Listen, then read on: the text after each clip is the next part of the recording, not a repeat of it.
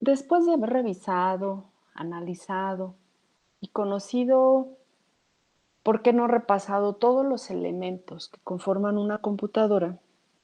Como ya lo vimos, el procesador o CPU, la memoria y la unidad de entrada y salida, junto con cada uno de los elementos específicos que la conforman, es necesario hablar de un elemento esencial, que sin este pues simplemente no podría funcionar ninguno de sus componentes o de nada serviría tenerlos de forma aislada. Este tema pues es lo relativo a los buses.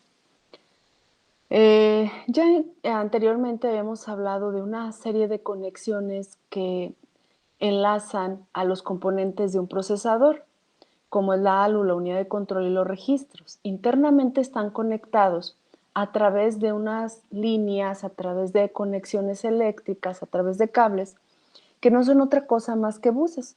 Un bus interno, un bus del procesador, que sin estos, nuevamente repito, pues ni la ALU, ni la unidad de control, ni los registros tendrían un sentido de existir, ya que a través de ellos, bueno, pues viaja una serie de información o diferentes tipos de información. Los buses pueden transportar tanto datos, ya sean operandos o instrucciones, desde hacia el procesador y la memoria o los periféricos. O sea, va a transportar información a un espacio en una posición de memoria o a un puerto específico de un periférico. Entonces puede haber ya sea operandos o instrucciones y también podemos encontrar información que nos representa una dirección, ya sea de memoria o una dirección de los puertos ya mencionados. Como buses podemos encontrar varios términos. El bus de sistema, que regularmente lo identificamos como aquellas líneas que transportan datos y direcciones, como ya se mencionó, pero que también transportan señales de control, ya que sin estas simplemente no podría saber el propio sistema qué es lo que se va a hacer con esa información que están en esas conexiones, ya sea que se vaya a enviar hacia el exterior o que provenga del exterior. Y ese exterior puede ser algún periférico o una posición de memoria. También existe por ahí otro concepto que es el bus de expansión, el cual lo identificamos como aquel dedicado a conectar dispositivos adicionales hacia la tarjeta madre. También está otro término que es el bus local. Este regularmente lo identificamos como aquel bus que va a conectar ciertos componentes, ya sea el video o discos duros, entre otros.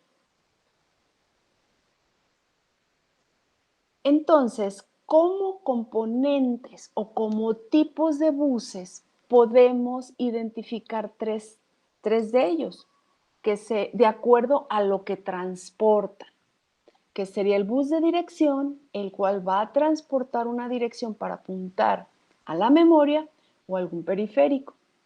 Este es unidireccional, ya que el CPU es el que va a generar esa dirección y la va a poder enviar. Ningún otro componente es capaz de generar una dirección a la cual se vaya a apuntar, sea de memoria o sea de algún dispositivo. Está el otro tipo, que transporta datos, como ya se dijo. Este es bidireccional, ya que puede ir desde el CPU hacia la memoria o de la memoria hacia el CPU. Puede ir del CPU hacia algún dispositivo de entrada y salida o de ellos hacia el CPU. Y está el tercero, que es el bus de control, que como ya se dijo, estas señales le van a especificar a la memoria o entrada y salida lo que se va a realizar en ella, ya sea lectura o escritura, igual para el caso de los periféricos. Este bus también es unidireccional porque el que manda esas órdenes es el CPU. Aquí podemos encontrar otro esquema similar en donde ya podemos encontrar un elemento adicional que es el reloj, que se va a encargar de hacer la temporización de sincronización o va a ser el temporizador de sincronización. ¿Por qué? Porque ya dijimos en el tema anterior que el procesador trabaja a una velocidad que siempre va a ser mucho más mayor que la velocidad con la que trabaja la memoria o los periféricos. De tal manera que se necesita hacer una sincronización, ya que cuando el procesador está listo para enviar, probablemente la memoria todavía no está lista por su velocidad que es menor que la del procesador. O probablemente el procesador tiene que enviar una señal, un dato hacia el exterior, pero el periférico siempre va a ser más lento que este mismo. Por lo tanto, es necesario hacer una sincronización. Y si se fijan aquí ya encontramos el concepto de bus de expansión, que como dijimos va a ser el que de la unidad de entrada y salida se va hacia el exterior a cada uno de los periféricos con los que se van a trabajar o con los que cuenta esa computadora. Bueno, ya se dijo, repito nada más, el bus de datos es el encargado de transportar información desde o hacia el procesador y la memoria y otros dispositivos de entrada y salida. Son líneas paralelas. Ya en la actualidad pues encontramos los buses de tipo universal, pero lo que vamos a encontrar son varias líneas que pueden ser en cantidad 16, 32, 64, 128 y así sucesivamente de acuerdo a la capacidad que el bus tenga. Ya sabemos que los primeros pues llegaron a aparecer desde 4 bits, 8 bits, 16 y hasta la fecha pues una cantidad mucho mayor que la que constaban antes. Y ese número o esa cantidad de bits es la que en realidad le da la capacidad de transferencia de este bus de datos. Desde luego que a mayor tamaño o a mayor número de bits, pues este bus tendrá mayor capacidad de transmitir mucho más rápido la información. El bus de direcciones, por su parte, ya dijimos que va a conectar el CPU a la memoria, indicándole la posición de dicha memoria. Este número de líneas es importante, ya que si por mencionar un ejemplo, este tamaño es de 16, entonces estamos hablando de que esta computadora tiene la capacidad de generar 2 a la 16 diferentes posiciones de memoria. Si es de 32, entonces quiere decir que la máxima capacidad de memoria que puede tener es de 2 a la 32 y así sucesivamente. Si el número de líneas es 64, entonces esa computadora tiene la capacidad de direccionar 2 a las 64 posiciones de memoria y así sucesivamente para cada uno de ellos. Las primeras computadoras tenían 16 y podían mapear 4 bits más. Quiere decir que podían tener una dirección de 20 bits.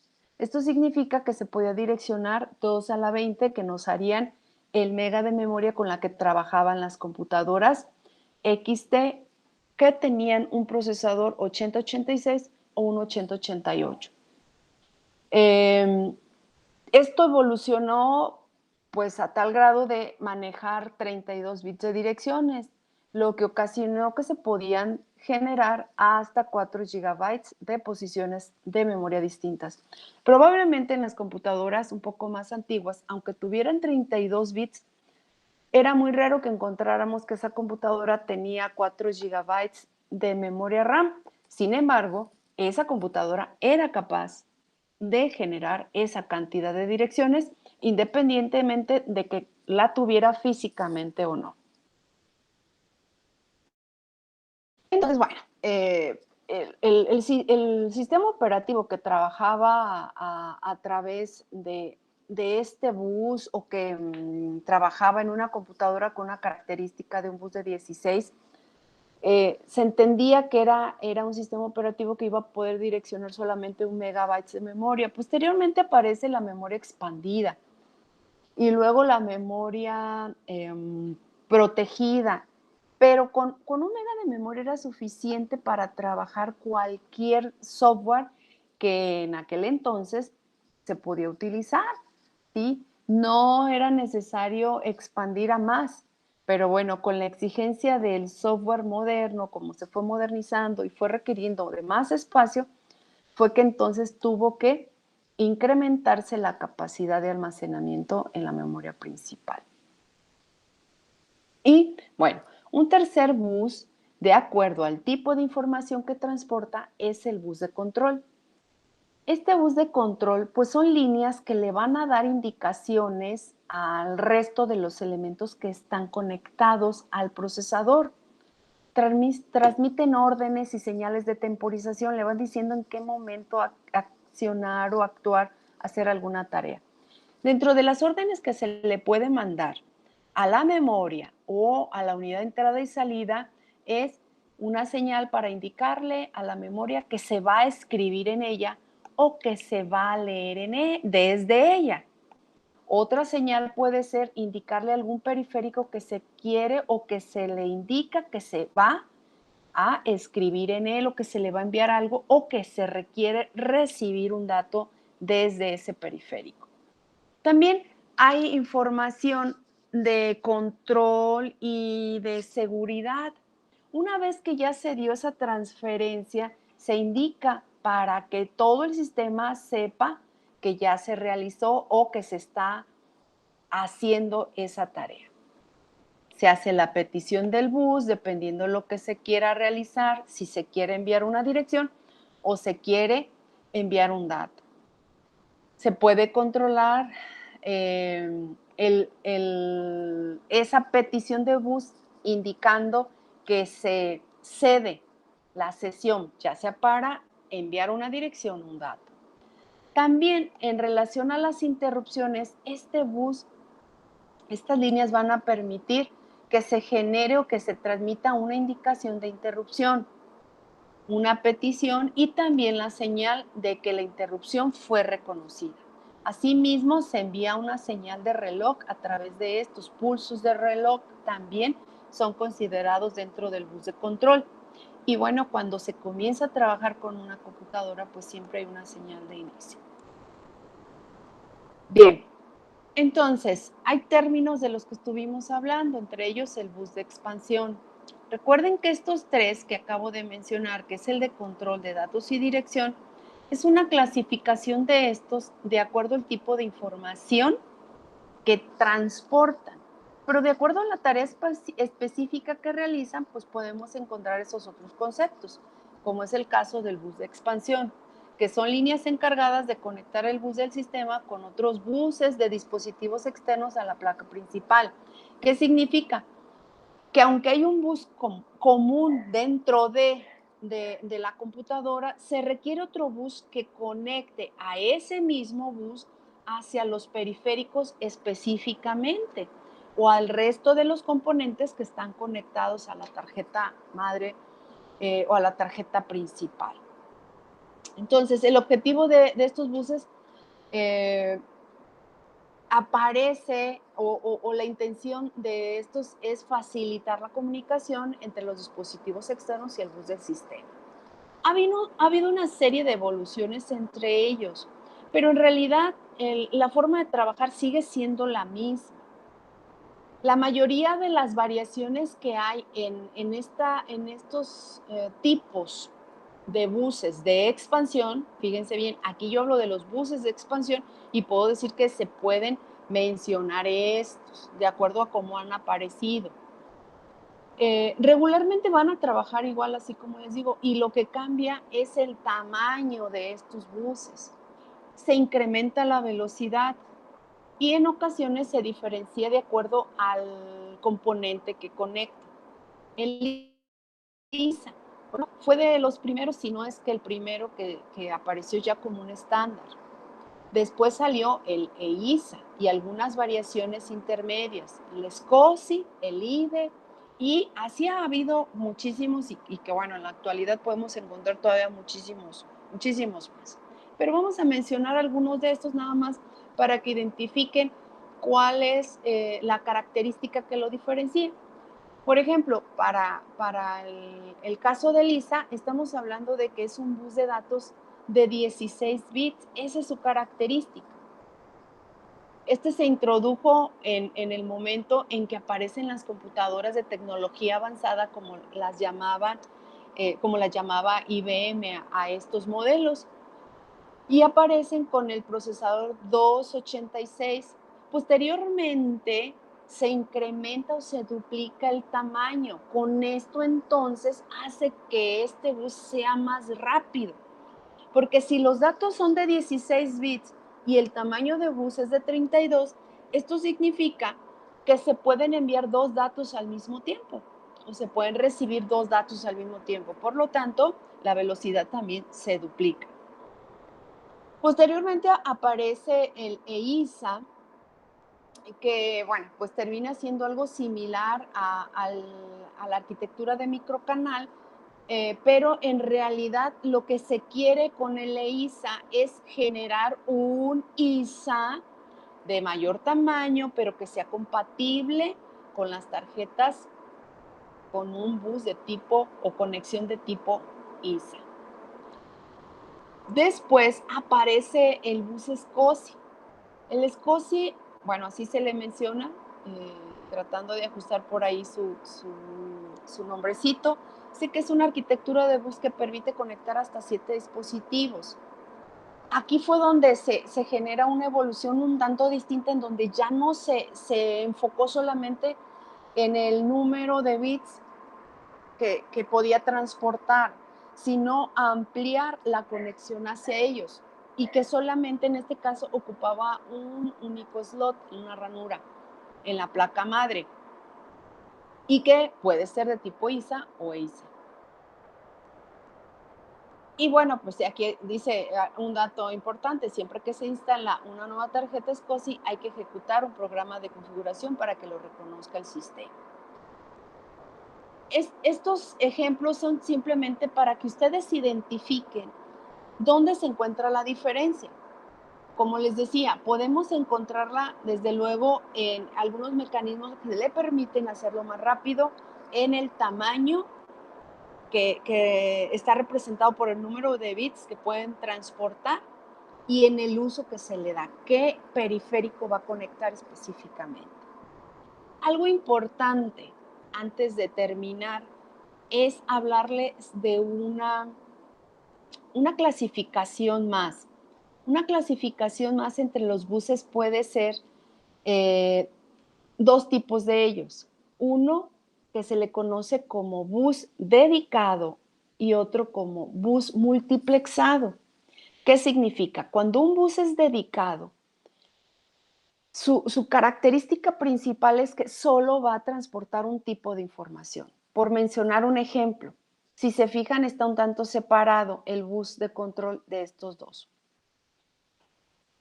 Porque aquí se interpreta que el bus de control solo transporta señales de control. Esa sería la característica. Cuando un bus es multiplexado o compartido, significa que por sus líneas pueden transportarse diferentes tipos de información. Por ejemplo, en un bus compartido puede transportarse una dirección y en un momento dado puede transportarse a través de ese mismo canal o esas mismas líneas, los datos o información que se quiera transportar. ¿Sí? Entonces, podemos encontrar esa clasificación. Buses que pueden ser compartidos o buses que pueden ser dedicados. Hay diferentes modelos. Uno, por ejemplo, es que cada uno de los buses sea dedicado, como lo estamos observando aquí. El de dirección tiene sus propias líneas, el de datos tiene sus propias líneas y el de bus de control tiene sus propias líneas. ¿Qué tenía en su momento como desventaja esto? Pues el costo, nada más, pero era mucho más rápido. Sin embargo, hay otra configuración en donde tanto la dirección como el bus o como un dato son transportados por las mismas líneas, desde luego no al mismo tiempo. Pasa la dirección, se apunta a una posición de memoria y una vez que ya se apuntó, se guarda en un registro esa dirección para que se mantenga apuntando ahí. Una vez que ya localizó la dirección, ahora sí el sistema le dice al bus que lo que va a transportar en ese momento es el dato. ¿Hacia dónde se va a ir? Hacia la posición de memoria que se haya seleccionado. Y al mismo tiempo se manda la señal, pero por otro espacio de la operación que se va a hacer, ya sea una escritura o una lectura, ya sea de memoria o de entrada y salida. Y por último, la tercera configuración es cuando los tres tipos de información comparten el mismo canal. Y esto se le llama entrada y salida mapeada, porque a través de las mismas líneas se envía la dirección, se apunta y en el siguiente tiempo se manda el el dato y la indicación. U otra forma es mandar la dirección y a través de ese mismo momento, ese mismo tiempo, entre esas mismas líneas se envía la indicación de la tarea que se va a realizar. Una vez que se activaron todas las señales en la memoria, de qué posición es la que se va a utilizar y qué operación se va a hacer, si de lectura o escritura, entonces se libera el bus y luego pasa por ahí el dato o la información que se quiere, ya sea mandar o recibir. Entonces, por ahí podemos hablar de otra clasificación, compartidos o dedicados. Y dentro de los compartidos encontramos aquellos en donde se comparten datos y direcciones, y la otra es cuando se comparten los tres tipos de información o las tres tipos de información. Entonces, en relación, jóvenes, a lo que se refiere al bus, pues con esto podemos concluir.